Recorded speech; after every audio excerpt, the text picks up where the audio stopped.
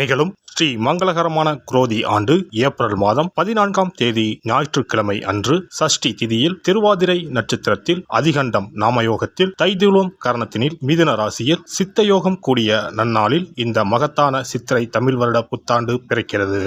சித்திரை மாத கிரக நிலைகளை பார்க்கும்போது மேச ராசியில் குருவுடன் சூரிய பகவான் உள்ளார். கன்னி ராசியில் கேது பகவானும், மீன ராசியில் புதன், சுக்கிரன், ராகு பகவான் உள்ளனர். கும்ப ராசியில் சனி பகவானும் செவ்வாய் பகவானும் உள்ளனர். இந்த ஆண்டு சித்திரை மாதத்திலேயே குரு பகவான் 12 ஆண்டுகளுக்கு பிறகு ரிஷபராசிக்கு இடப்பெயர்ச்சி ஆகிறார். 30 ஆண்டுகளுக்கு பிறகு சனி பகவான் மீனராசி சென்று ராகுவுடன் இணைய போகிறார். பிறக்க போகும் குரோதி தமிழ் புத்தாண்டில் 2 கிரக உச்சத்தையும் ஒரு நீசபங்க ராஜயோக கிரகத்தையும் தன்னுடைய கோச்சாரமாக கொண்டுள்ளது.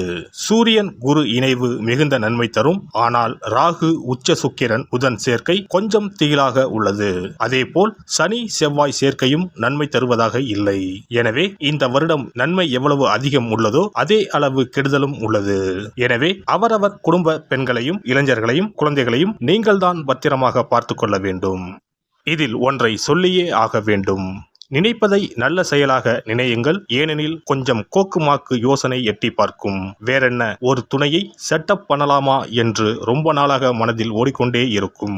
இந்த மாதிரி விளங்காத யோசனைகள் எல்லாம் வேண்டாம். செல்வம் செல்வாக்கு பெருக, நல்ல நட்பு கிடைக்க, முயற்சிகளில் முன்னேற்றம், வாழ்வின் அபிவிருத்தி என இவை சார்ந்து சிந்தனை செய்யுங்கள். இந்த வருடம் அத்தனையும் நடக்கும். நல்லன எல்லாம் கைகூடி வரும். கடகராசி அன்பர்களே, இந்த குரோதி புத்தாண்டு உங்கள் வாழ்வில் பல மாற்றங்களை உண்டாக்கப் போகிறது. சித்திரை மாதம் 18ஆம் தேதி குரு பெயர்ச்சி நிகழப் போகிறது. குரு பகவான் மேச ராசியில் இருந்து ரிஷப ராசிக்கு 12 ஆண்டுகளுக்கு பிறகு சென்று அமரப் போகிறார். கடகராசிக்காரர்களுக்கு சித்திரை முதல் லாப குருவாக வந்து அமரப் போகிறார். லாபஸ்தானத்தில் பயணம் செய்ய போகும் குருவின் பார்வை 3, 5, 7ஆம் வீடுகளின் மீது விழப்போகிறது. உங்களுக்கு வரவேண்டிய பணம் தக்க நேரத்தில் வந்து சேரும். பழைய கடனை பைசல் செய்ய வழி கிடைக்கும். குடும்பத்தில் சந்தோஷம் அதிகரிக்கும். தம்பதிக்கு இடையே நெருக்கம் அதிகரிக்கும். இளைய சகோதரியின் தடைப்பட்ட திருமணம் சிறப்பாக முடியும். 11ஆம் வீட்டில் குரு பயணம் செய்வதால் மூத்த சகோதரர் உற்ற துணையாக இருப்பார். ஷேர் மார்க்கெட் முதலீடுகள் மூலம் பணம் வரும். வேலை செய்யும் இடத்திலும் வேலையிலும் இருந்த பிரச்சனைகள் நீங்கும். கடன் தொல்லைகள் நீங்கும். உங்களின் செல்வாக்கு உயரும். கோடி கோடியாக செல்வம் குவிய போகிறது. உங்கள் ராசிக்கு 3ஆம் வீடான தைரியஸ்தானத்தினை குரு பார்ப்பதால் உங்கள் தைரியம் அதிகரிக்கும். பூர்வீக சொத்துக்களில் இருந்து லாபம் கிடைக்கும்.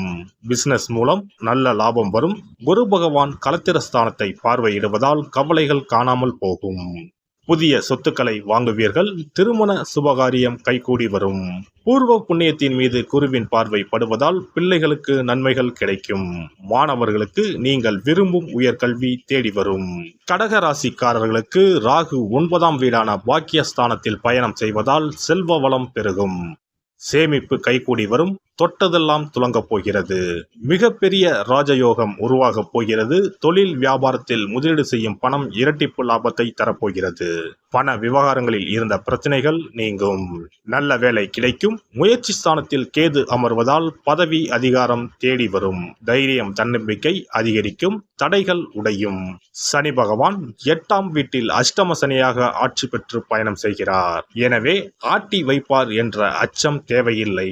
தொழில் வியாபாரத்தில் அகலக்கால் வைக்க வேண்டாம். பண இழப்பு, பொருள் இழப்பு ஏற்படும். புதிய தொழில் எதுவும் இந்த காலகட்டத்தில் ஆரம்பிக்க வேண்டாம். வேலை செய்யும் இடத்தில் யாரை நம்பியும் பொறுப்புகளை ஒப்படைக்காதீர்கள். அதுவே உங்களுக்கு சிக்கலாக அமைந்துவிடும். எந்த காரியம் செய்வதற்கு முன்பாகவும் எடுத்தோம் கவிழ்த்தோம் என்று செய்து மாட்டிக்கொள்ள வேண்டாம். கால்கள் எலும்புகளில் பிரச்சனைகள் வரக்கூடும். கவனம் தேவை. திருமண வாழ்க்கையில் இருப்பவர்கள் விட்டு கொடுத்து செல்வது நல்லது. கணவன் மனைவி இடையே சின்ன சின்ன சண்டைகள் வந்து போகும். குரோதி ஆண்டின் இறுதியில் சனி இடம் மாறி பாக்கிய சனியாக பயணம் செய்ய போகிறார். எனவே கஷ்டங்கள் படிப்படியாக நீங்க போகிறது. குரோதி ஆண்டில் மே மாதத்திற்கு பிறகு உங்களுக்கு ராஜயோக காலமாக அமைய போகிறது. உங்கள் ராசிநாதன் 12இல் இருப்பதால் இந்த வருடம் கண்டிப்பாக ஒரு தடவையாவது கடல் ஓரம் அம்பாளை தரிசனம் செய்ய வேண்டும். ராமேஸ்வரம் இதற்கு ஏற்ற கோவில் ஆகும். உங்களுக்கு அஷ்டம சனி நடப்பதால் அறந்தாங்கி எட்டியத்தளி என்ற ஸ்தலம் சென்று வழிபடவும். செய்யவும். சனி செவ்வாய் சேர்க்கைக்கு திங்கள் கிழமைகளில் ஜவ்வரிசி பாயாசம் சந்தன கலர் துணியில் 20 மிளகை மூட்டை கட்டி தீபம் ஏற்றவும். சிறப்பு பரிகாரம்.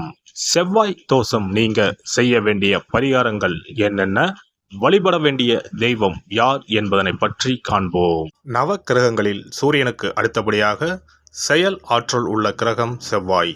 ஆளுமை திறன், ஆற்றல், வீரம், அதிகாரம் செய்தல், வளைந்து கொடுக்காத தன்மை, தர்மம், நீதி, நேர்மை, நியாயம் போன்ற அம்சங்கள் கொண்ட கிரகம் செவ்வாய். செவ்வாய் பலமாக இருந்து நல்ல ஆதிபத்தியம் பெற்று அவரது தசை நடக்குமானால் சகோதர சகோதரிகள் மூலம் பெரும் அனுகூலம் ஏற்படும். பெரிய பதவிகளில் உள்ளவர்கள், தொழில் அதிபர்களின் தொடர்பு கிடைத்து அதன் மூலம் முன்னேற்றம் உண்டாகும். பலமற்ற ஆதிபத்தியம் பெற்று தசை நடக்குமானால் கீழே விழுவதும் அடிபடவும் நேரிடும்.